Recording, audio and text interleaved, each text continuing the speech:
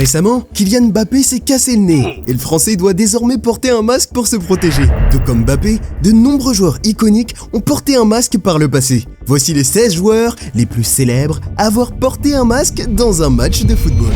Numéro 16, Sergio Ramos. Ramos a porté un masque de protection pour protéger son nez cassé pendant un match. Habituellement, les joueurs doivent le porter pendant quelques matchs, mais Ramos étant Ramos, il a décidé de s'en débarrasser. L'Espagnol a déclaré qu'il pouvait jouer avec un peu plus de confort en ne portant pas ce fichu masque, même si c'était une décision très risquée.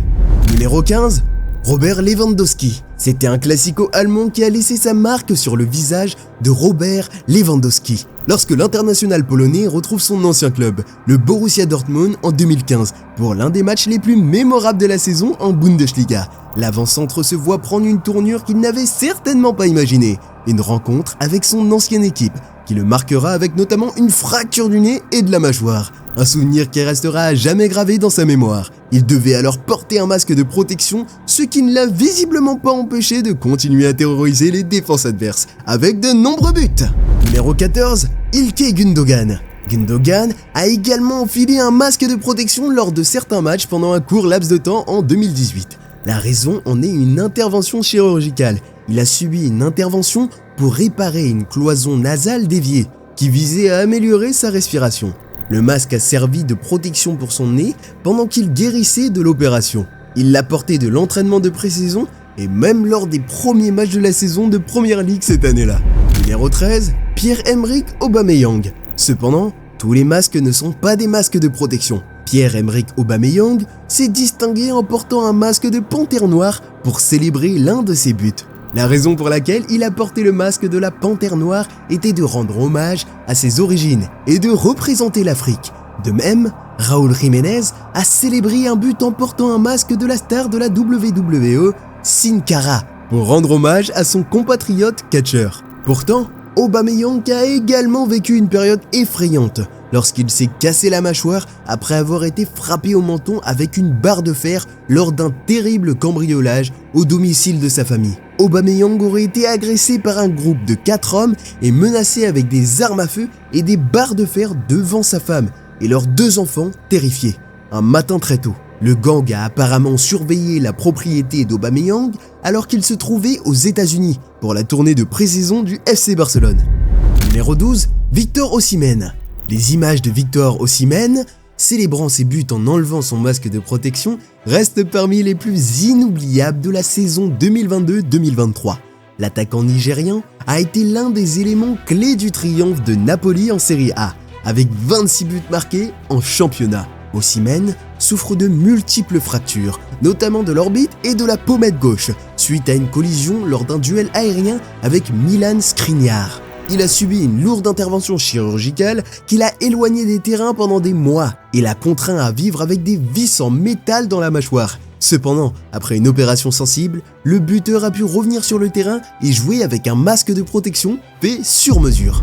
Numéro 11, Memphis Depay. Certains l'ont peut-être oublié, mais c'est au PSV Eindhoven que Memphis Depay a commencé à se faire remarquer par les plus grands clubs européens. C'est d'ailleurs là, en 2014, que le Néerlandais a été contraint de porter un masque de protection, parce qu'il s'était pris un coup d'un joueur de Vitesse Arnhem dans le visage. C'était un masque unique, conçu pour éviter qu'il ne glisse au contact du visage de Depay et pour réagir à la transpiration. De plus, une bande élastique a été placée sur le dessus de la tête pour s'assurer qu'il ne bouge pas. Cet incident n'a pas empêché Memphis d'entamer une carrière dont beaucoup de joueurs ne peuvent que rêver. Numéro 10, Cesc Fabregas. En décembre 2015, Cesc Fabregas a été victime d'une fracture du nez suite à un choc aérien lors d'un match de Première Ligue contre Stoke City. Pour protéger sa blessure, il a porté un masque lors des matchs suivants. Ce masque n'a pas empêché Fabregas de montrer sa maîtrise du milieu de terrain, sa capacité à contrôler le jeu et à délivrer des passes précises et rester intact.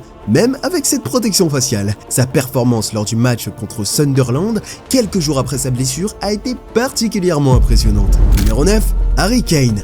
Harry Kane n'aurait pas pu choisir pire moment pour se casser le nez. Juste avant le derby de Londres contre Arsenal au début de 2016, l'une des rencontres les plus attendues de la saison. Il s'est blessé. Kane, attaquant vedette de Tottenham et meilleur buteur de l'équipe, était indispensable. Pour pouvoir jouer malgré tout, il a dû porter un masque de protection. Ces masques, bien que parfois inconfortables et limitant la visibilité, sont devenus essentiels dans le football moderne. Ils permettent aux joueurs de continuer à jouer malgré les blessures faciales. Numéro 8, Petr Cech. Petr Cech est peut-être le joueur le plus célèbre à avoir porté un équipement de protection. Tout d'abord le casque qu'il portait en 2006 après avoir reçu un violent coup de genou involontaire sur le crâne, provoquant une fracture qui, selon les médecins, aurait pu être fatale de la part de Stephen Hunt, le milieu de terrain de Reading. 5 ans plus tard, c'est contre les Blackburn Rovers que l'ancien gardien de Chelsea subit une nouvelle malchance, se cassant le nez. Une nouvelle blessure qui l'oblige à porter non pas un, mais 2 masques de protection. Numéro 7, Fernando Torres. En avril 2013, Fernando Torres, l'attaquant espagnol, a subi une fracture de l'os zygomatique lors d'un match d'Europa League entre Chelsea et le Steaua Bucarest.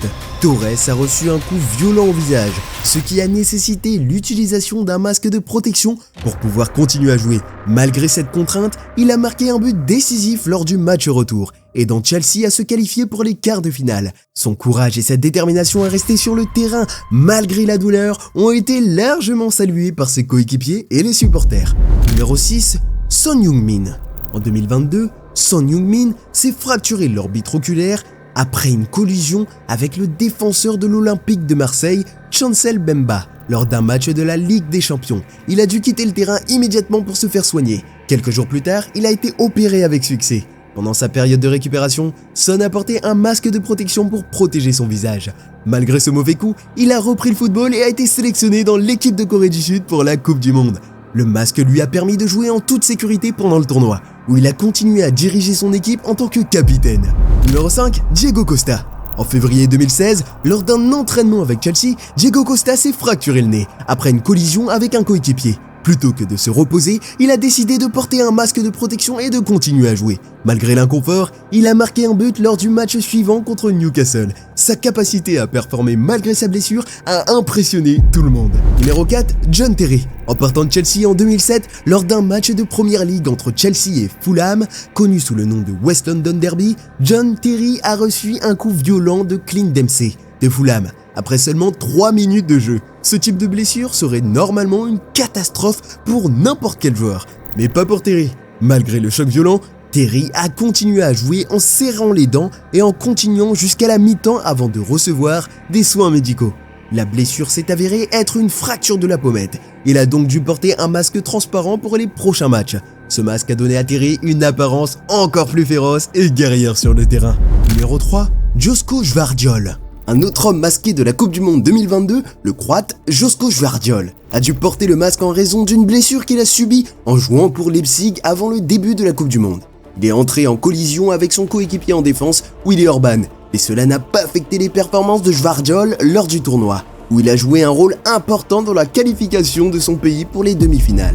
Numéro 2, Michael Ballack. En 2011, alors que Michael Ballack était à quelques mois de la retraite, le milieu de terrain allemand jouait pour le Bayer Leverkusen, un club où il avait déjà évolué entre 1999 et 2002 et qu'il avait décidé de réintégrer avant de se lancer dans une dernière aventure en MLS américain. Mais lors d'un match de Bundesliga contre Freiburg, Ballack a subi une fracture de l'os du nez. Cette blessure ne l'a pas empêché de revenir sur le terrain la semaine suivante, portant un masque noir anthracite aux couleurs de son maillot. Ballack avait l'air très sérieux et dangereux avec ce masque. Numéro 1, Paolo Maldini. En 2003, Paolo Maldini, l'élégant et légendaire défenseur central de l'AC Milan, certainement l'un des plus grands de l'histoire, s'est fracturé la cloison nasale après un duel aérien avec Christian Vieri de l'Inter, lors du célèbre et spectaculaire Derby de Milan, le Derby de la Madonnina. Cette blessure l'a empêché de jouer en Italie pendant plusieurs semaines, avant qu'il ne fasse son retour lors du quart de finale retour de la Ligue des Champions contre l'Ajax. Les caméras présentes pour couvrir l'événement ont capturé des images du joueur rossoneri portant un masque transparent peu esthétique.